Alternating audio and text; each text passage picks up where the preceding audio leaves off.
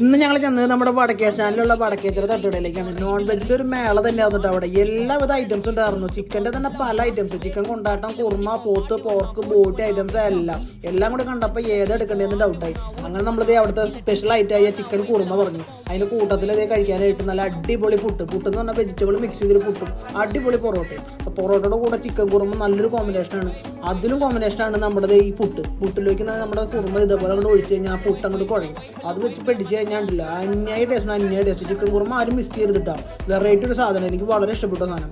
പിന്നെ ഞങ്ങൾ ട്രൈ ചെയ്ത് നമ്മുടെ ചില്ലി പോർക്കാണ്. അതും പുട്ടും തമ്മിൽ നല്ല കോമ്പിനേഷൻ ആട്ടോ. ചിക്കൻ കുറുമയുടെ ചാറും ഈ പോർക്കും കൂടെ കൂട്ടി പിടിച്ചാണല്ലോ വേറെ ലെവല്. അത് കഴിഞ്ഞ് ദൈവം എന്തായാലും വന്നല്ലെന്ന് പറഞ്ഞാൽ നമ്മളിത് ഒരു chicken fried leg piece order ചെയ്തു.